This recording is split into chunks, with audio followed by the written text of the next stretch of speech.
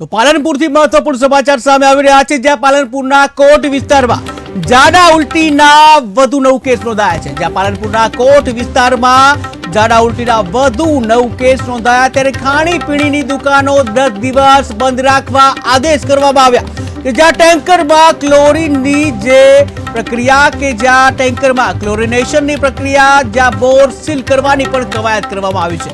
ત્યારે શહેરના ward number 6 માં કોલેરાનો રોગ ફાટી નીકળ્યો હતો। તો મહત્વપૂર્ણ સમાચાર સામે આવી રહ્યા છે કે જ્યાં પાલનપુરમાં છેલ્લા ઘણા સમયથી જે કોલેરાગ્રસ્ત જાહેર કરવામાં આવ્યા છે, ત્યારે જે પાલનપુરમાં જે કોટ વિસ્તારમાં ઝાડા ઉલટીના વધુ 9 કેસ નોંધાયા છે। આ સાથે જ ખાણીપીણીની જે દુકાનો છે 10 દિવસ માટે બંધ રાખવા આદેશ આપવામાં આવ્યો છે કે જ્યાં ટેન્કરમાં ક્લોરિનેશનની પ્રક્રિયા હાથ ધરવામાં આવી છે, સાથે જ બોર સીલ કરવાની પણ કવાયત કરવામાં આવી છે। ત્યાં શહેરના જે વોર્ડ નંબર 6 માં જે કોલેરાનો રોગ ફાટી નીકળ્યો હતો। તો મહત્વપૂર્ણ સમાચાર જે સામે આવી રહ્યા છે પાલનપુરમાં કે જ્યાં પાલનપુર કોટ વિસ્તારમાં જે 17 કોલેરાગ્રસ્ત વિસ્તારોમાં રવિવારે ઝાડા ઉલટીના 9 કેસ સામે આવ્યા હતા અને જ્યાં અગાઉ કોલેરાના 2 દર્દીઓ હોસ્પિટલમાં સારવાર હેઠળ છે, ત્યારે તેની તબિયત હાલ સુધારા પર હોવાની જે વાત સામે આવી છે કે જ્યાં સાથે જે કહી શકાય કે કોલેરાના જે કેસોમાં વધારો થયો છે। ત્યારે આ સાથે જ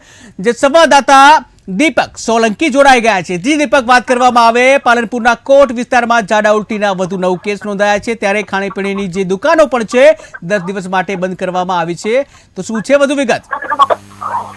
જે ચોક્કસથી વાત કરવામાં આવે તો પાલનપુરના કોટ વિસ્તારના અંદર દિવસે ને દિવસે કોલેરાના કેસનો વકરતો જોવા મળી રહ્યો છે। ત્યારે પાલનપુર વોર્ડ નંબર 5 અને 6 ના કોટ વિસ્તારમાં ઝાડા ઉલટીના નવા 9 કેસ નોંધાયા છે।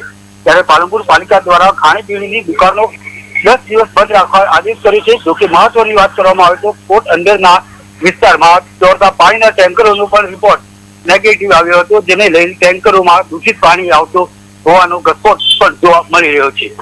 જોકે આરોગ્ય વિભાગે ટેન્કરમાં ક્લોરોસીનની પ્રક્રિયા અને બોર સીલ કરવા કવાયત હાથ ધરી છે। જોકે પાલનપુર કોટ વિસ્તારના અંદર લગ્ન પ્રસંગે પાણીનું ટેન્કર લવાતું હતું, જે પાણીનું ટેન્કર ફેલ થયો છે પાણીના સેમ્પલ।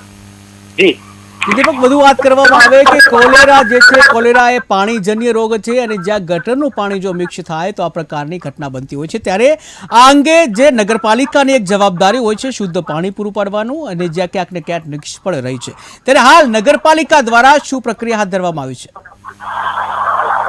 જે ચોક્કસની વાત કરવામાં આવે તો પાલનપુર નગરપાલિકા દ્વારા આડેધડ પાણીની પાઇપ, ગેસ લાઇન અને ગટરની લાઇન નાખવાના કારણે આ કોલેરા ઉત્પન્ન થયો હોય એવું જાણવા મળી રહ્યું છે। ત્યારે ખાનગી બોરોના પણ લોકો પાણી લઈને આવે છે, તેના પણ પાણીના સેમ્પલ આરોગ્ય વિભાગે સેમ્પલ ફેલ કર્યા છે। જી દીપક, વધુ વાત કરવામાં આવે કે જે પાલનપુર નગરપાલિકાના ચીફ ઓફિસર જે નવનીત પટેલ છે, તેઓ દ્વારા કોઈ નિવેદન સામે આવ્યું છે આ બાબતે?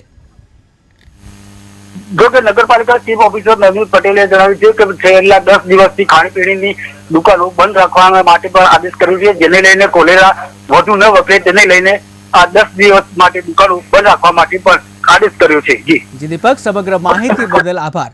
તો જે પાલનપુરમાં કોટ વિસ્તાર જે છે ત્યાં વધુ 9 કેસ કોલેરાગ્રસ્ત આવ્યા છે કે જ્યાં ઝાડા ઉલટીના વધુ 9 કેસ નોંધાયા છે, ત્યારે ખાણીપીણીની જે દુકાનો છે 10 દિવસ માટે બંધ રાખવાના આદેશ આપવામાં આવે છે, અને જ્યાં નગરપાલિકા દ્વારા પણ જે ગટર અને જે એની સાફ સફાઈ કરવામાં આવી રહી છે। ત્યારે હાલ તો જે ખાણીપીણીની જે દુકાનો જે છે 10 દિવસ બંધ રાખવામાં આવે, આ સાથે જે ક્લોરિનેશનની પ્રક્રિયા પણ હાથ ધરવામાં આવી છે।